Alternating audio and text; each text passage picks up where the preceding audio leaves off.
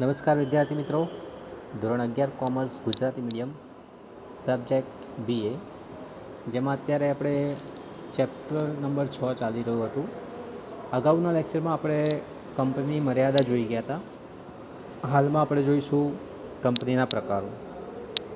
તો પહેલાં આપણે ચાર્ટ સમજી લઈએ, જે આખું કોષ્ટક આપ્યું છે તે, પછી આપણે વિગતવાર સમજવાનો પ્રયત્ન કરીશું.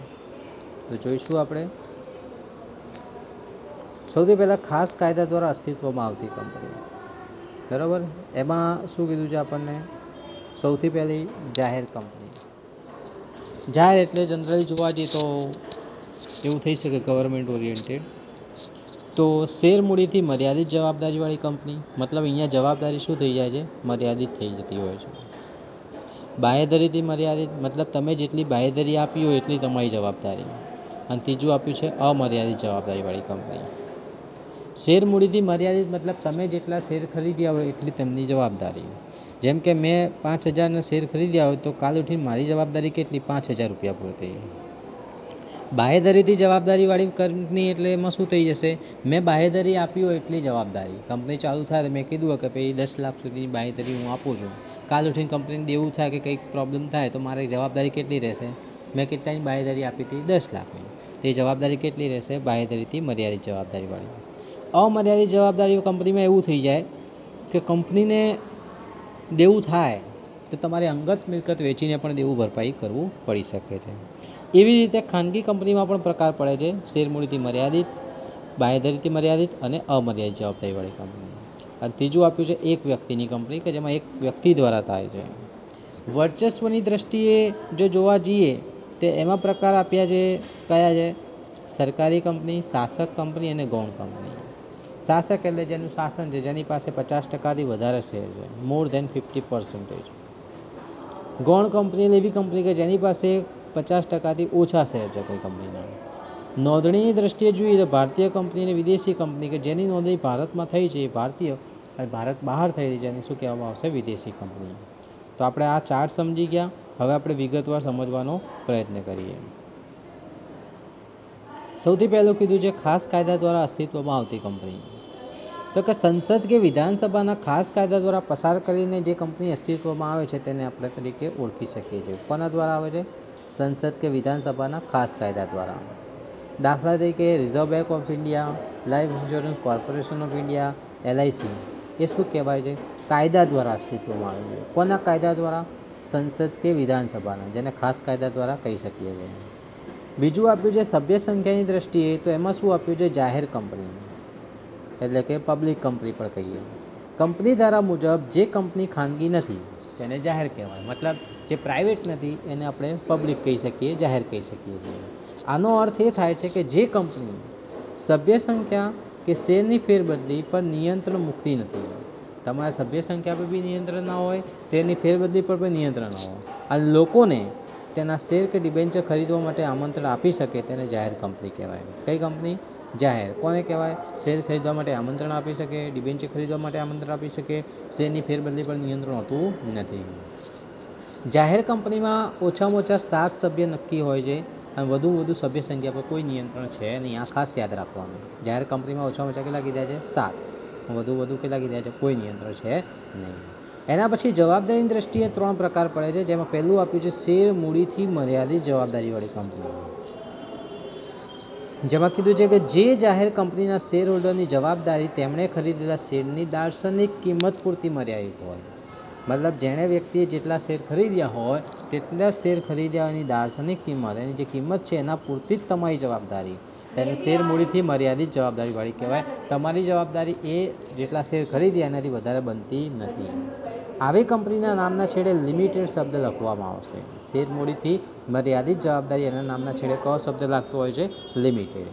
ફરીવાર, ખાસ કાયદા દ્વારા અસ્તિત્વમાં આવતી કંપની સંસદ કે વિધાનસભા દ્વારા આવે છે. એના એક્ઝામ્પલ યાદ રાખવાનું: RBI અને LIC. સભ્ય સંખ્યાની દ્રષ્ટિએ જાહેર કંપની, જેમાં ઓછામાં ઓછા 7 સભ્ય, વધુ કોઈ લિમિટેશન છે નહીં. એ જાહેર જનતાને શેર ખરીદવા માટે આમંત્રણ જે આપણે કહીએ તો કે આપી શકતી હોય છે. એના પછી આપણે જોઈએ તો કોઈ શેર મૂડીથી મર્યાદિત જવાબદારીવાળી કરી કંપની, જેમાં શું કીધું છે કે શેર હોલ્ડરની જેટલી જવાબદારી છે શેના આધારે જેણે જેટલા શેર ખરીદ્યા હોય તેના ઉપર આધારિત રહેતી હોય છે. એના પછી આગળ જોઈએ તો બાહેધરીથી મર્યાદિત જવાબદારીવાળી કંપની. આ પ્રકારની કંપનીમાં જાહેર કંપનીના સભ્યોની જવાબદારી આપેલી બાહેધરીની રકમ પૂરતી મર્યાદિત હોય. જેણે જેટલી બાહેધરી આપી હશે એટલી એની જવાબદારી હોય છે. કંપનીના વિસર્જન સમયે સભ્યે આપેલી બાહેધરીની રકમ ચૂકવવી પડતી હોય છે. એના પછી આપ્યું છે કે અમર્યાદિત જવાબદારીવાળી કંપની. તો આવી કંપનીના સભ્યોની જવાબદારી કેવી હોય છે? અમર્યાદિત. આવી કંપનીમાં જો મિલકતો કરતાં દેવું વધી જાય, દેવું શું થઈ જાય? વધી જાય. તમે 5 લાખ રોક્યા હોય, દેવું થઈ જાય 7 લાખ, તો 5 લાખ તો તમે ધંધાને આપી દો, પણ બાકીના 2 લાખ ક્યાંથી લાવવાના? તો અંગત મિલકત વેચીને પણ પૂરું કરવું પડે છે. અંગત રીતે જવાબદાર ગણાય છે. કંપનીના વિસર્જન સમયે સભ્યોએ તેની અંગત મિલકતમાંથી પણ હિસ્સો આપવો પડતો હોય છે. અંગત મિલકત વેચીને પણ ભરપાઈ કરવું પડે છે. ખાનગી કંપની તો એવી કંપની કે જેમાં ઓછામાં ઓછા 2 અને વધુમાં વધુ 200 સંખ્યા મર્યાદિત છે. તો ખાનગી કંપની એટલે એવી કંપની કે જેમાં સભ્ય સંખ્યા કેટલી છે? ઓછામાં ઓછા 2 અને વધુમાં વધુ 200 હોય છે. આવી કંપનીના શેરની ફેરબદલી પર નિયંત્રણ હોય છે. જાહેર કંપનીમાં તમે શેર ફેરબદલી કરી શકો, પણ ખાનગીમાં શું હોય છે? નિયંત્રણ હોય છે. આવી કંપની જાહેર જનતાને પોતાના શેર કે ડિબેન્ચર ખરીદવા માટે આમંત્રણ આપતી નથી. જ્યારે ખાનગી કંપની નથી આપી શકતી અને જાહેર કંપની આમંત્રણ આપી શકે છે. એના પછી કીધું છે કે સભ્યોની જવાબદારીની દ્રષ્ટિએ પાયા ખાનગી પ્રક્રિયાના કેટલા પ્રકાર પડે છે? 3. જેવી રીતે પહેલાંમાં હતા એ રીતે શેર મૂડીથી મર્યાદિત જવાબદારીવાળી ખાનગી કંપની, કે ખાનગી કંપનીના શેર હોલ્ડરની જવાબદારી કેટલી છે? એમણે ખરીદેલા શેરની કિંમત પૂરતી. ફરીવાર, બાહેધરીથી મર્યાદિત એટલે જેણે જેટલી બાહેધરી આપી હોય એટલીની જવાબદારી. અમર્યાદિત મતલબ દેવું થાય તો અંગત મિલકત વેચવી પડે. ખાનગી કંપની તો ઓછામાં ઓછા 2 વધુમાં વધુ 200 જાહેર જનતાને શેર ખરીદવા માટે આમંત્રણ આપી શકતી નથી. એના પછી શેર મૂડીથી મર્યાદિત જવાબદારીવાળી ખાનગી કંપની એટલે જેટલા શેર ખરીદ્યા હોય એટલી એની શું રહેતી હોય છે? જવાબદારી. આગળ જોઈએ આપણે તેમાં શું દાર્શનિક કિંમત પૂરતી મર્યાદિત હોય છે એમની જવાબદારી. એટલે જેટલી જે દાર્શનિક કિંમત એમાં અંદાજિત બતાવી હોય એટલી એની જવાબદારી બને છે. તેને શેર મૂડીથી મર્યાદિત જવાબદારીવાળી ખાનગી કંપની તરીકે ઓળખી શકાય છે. એના આવી ખાનગી કંપની નામના છેડે કયો શબ્દ લાગશે? Private limited. એટલે પ્રાઇવેટ લિમિટેડ લખ્યું હોય તો સમજી લેવાનું શેર મૂડીથી મર્યાદિત જવાબદારીવાળી ખાનગી કંપની હોય છે. એના પછી બીજું આપ્યું છે બાહેધરીથી મર્યાદિત જવાબદારીવાળી કંપની. તેમાં આપણને શું કહે છે જોઈએ? તો આની અંદર પણ જેટલી બાહેધરી આપવામાં આવી છે એટલી એમની જવાબદારી રહેશે. બાહેધરીની રકમ પૂરતી એમની જવાબદારી મર્યાદિત થાય છે. જ્યારે કંપની વિસર્જન થાય તો એ સમયે સભ્યએ જેટલી બાહેધરી આપી હોય એટલી રકમ શું કરવી પડશે? ચૂકવવી પડશે. કોને ચૂકવવી પડશે? કંપનીને. અને આવી કંપનીના નામના છેડે કયો શબ્દ લાગે છે? પ્રાઇવેટ શબ્દ લાગતો હોય છે. એના પછી આગળ જોઈએ તો કે અમર્યાદિત જવાબદારીવાળી કંપની, તો જે કંપનીના સભ્યોની જવાબદારી અમર્યાદિત હોય છે તો તેવી કંપનીને શું કહેવામાં આવશે? અમર્યાદિત જવાબદારીવાળી ખાનગી કંપની. મિલકત કરતાં જો દેવું વધી જાય, મિલકત 5 લાખ ને દેવું થઈ ગયું 7 લાખ, તો એવા સંજોગોમાં પોતાની અંગત મિલકત વેચીને પણ દેવું શું કરવું પડે? ભરપાઈ કરવું પડે છે. આવી કંપનીના વિસર્જન સમયે સભ્ય તેમની અંગત મિલકતોમાંથી જરૂરી હિસ્સો આપવો પડે છે. અને આ કંપનીના નામના છેડે કયો શબ્દ લાગે છે? પ્રાઇવેટ લાગતો હોય છે. એના પછી કીધું છે આપણને કે એક વ્યક્તિની કંપની કોને કહેવાય? તો જેમાં એક જ વ્યક્તિ સભ્ય તરીકે હોય. કેટલા વ્યક્તિ હોય છે સભ્ય તરીકે? એક જ. તો તેવી કંપનીને એક વ્યક્તિની ખાનગી કંપની કહેવામાં આવશે. એક વ્યક્તિની ખાનગી કંપનીમાં સંચાલક હોય તેવા એક સભ્ય સાથે કરાર કરી શકાય છે. આવી કંપનીમાં આવી વ્યક્તિની લેખિત સંમતિ આવશ્યક હોય છે કે પોતે જ સભ્ય છે અને પોતે જ બધું હેન્ડલિંગ કરે છે. આવી કંપનીમાં નોંધણી સમયે આવેદનપત્ર નિયમનપત્રના રજિસ્ટર સમક્ષ શું કરવું પડે છે? રજૂ કરવું પડે છે. શું યાદ રાખવાનું? આવેદનપત્ર અને નિયમનપત્ર રજૂ કરવું પડશે. એક વ્યક્તિની ખાનગી કંપનીની રચનાની જોગવાઈ અગાઉના કંપની ધારામાં ન હતી. 1956નો કંપની ધારો હતો એની અંદર આવી કોઈ જોગવાઈ હતી નહીં કે એક વ્યક્તિની કંપની પણ હોઈ શકે. પરંતુ 2013ના કંપની ધારામાં એક વ્યક્તિની ખાનગી કંપનીની જોગવાઈ કરવામાં આવી છે. યાદ રાખવાનું, નવા કંપની ધારામાં એક વ્યક્તિની ખાનગી કંપની જોગવાઈ કરી છે. વર્ચસ્વની દ્રષ્ટિએ પ્રકારો જોઈએ from the view point of domination, તો સરકારી કંપની. તે શું કહે છે જોઈએ આપણે?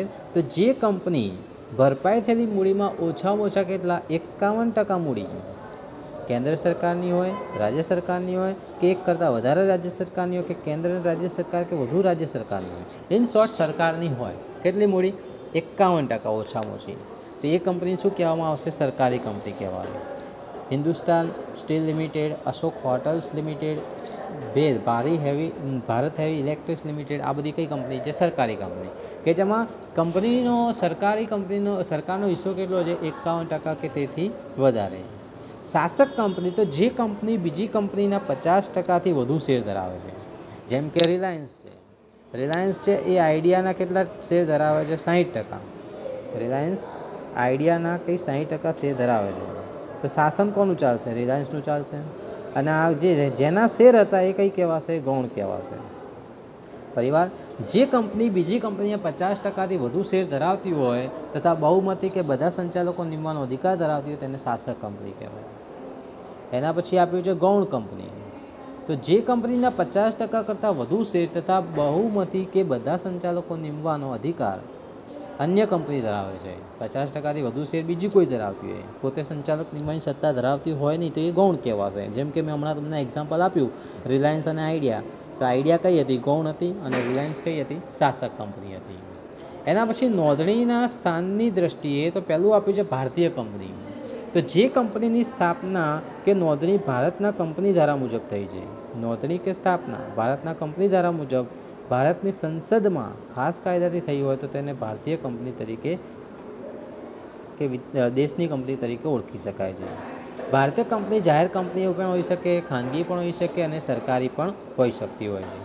એ પછી આપ્યું છે વિદેશી કંપની કોને કહેવાય? તો જે કંપની ભારતીય નથી અથવા તો ભારતના બહાર બીજા કોઈ દેશમાં તેની સ્થાપના થઈ હોય, ત્યાં નોંધણી થઈ હોય, તેની રજિસ્ટર ઓફિસ પણ વિદેશમાં આવી હોય, એટલે ભારતમાં ન હોય, તેનું જેના ધંધાનું સ્થળ ભારતમાં ભલે આવેલું હોય તેને વિદેશી કંપની કહેવાય. ઇન શોર્ટ, સ્થાપના, નોંધણી, રજિસ્ટ્રેશન વિદેશમાં થયું હોય તો એ વિદેશી કંપની તરીકે ઓળખી શકાય છે.